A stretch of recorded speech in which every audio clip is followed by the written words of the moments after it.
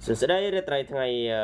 ពេលព្រឹកបងប្អូនសួស្ដីឥឡូវយើងមើលទេសភាពស្អាតមែនទេមើលក៏អើយក៏ពីពេលទទួលបានភ្លៀងចំនួនច្រើនមីបងប្អូនឥឡូវដងមកយើងខៀវល្អទេសភាពវិញបងប្អូននៅស្រស់ថ្លាអស្ចារ្យមែនមើលដូចទីបន្លាយវិញបងប្អូនក៏ពេញអស្ចារ្យឥឡូវគឺស្មៅវិញបងប្អូនដោះឡើងខៀវសំព្រឹបតែម្ដងមើលទៅក៏ស្អាតនេះស្លឹកធៀងដងរបស់យើងបានស្ទុះបានស្ទាបានប្រឹងបានមានកម្លាំងដោយសារតែមានទទួលបានទឹកភ្លៀងយ៉ាង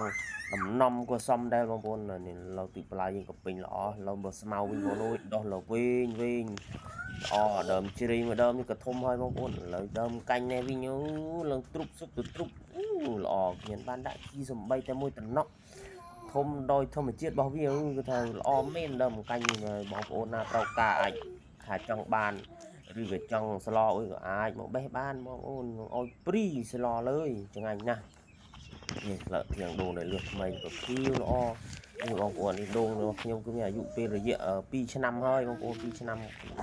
មួយខែបងប្អូនតែលឺយ៉ាងល្អបងប្អូនអើយល្អណាស់មើលទេសភាពមេឃអាកាសធាតុឡងស្រឡះល្អមេឃពពករត់សាត់រឹមរដុំចង់សាយតែចង់ភ្លេងបង្អមួយទៀតហើយបងប្អូនអើយក៏ប៉ុន្តែទេបងប្អូននិយាយរដូវរបស់វាហើយរដូវកាលរបស់ភាសាហើយថាធ្វើមិនក៏ចូលដល់ភ្លេងធ្លាក់នោះឡើយបងប្អូនអត់ឈប់អត់ឈរទេដូច្នេះទិវាកំពុងតែរើមជន់តែចហើយបងប្អូនជុំវិញដូងរបស់ខ្ញុំគឺមានវិញបងប្អូនកំពុងតែរើមចំនួនជន់ដើម្បីស្រោតស្រស់មកហើយបងប្អូនឥឡូវយើងកំពុង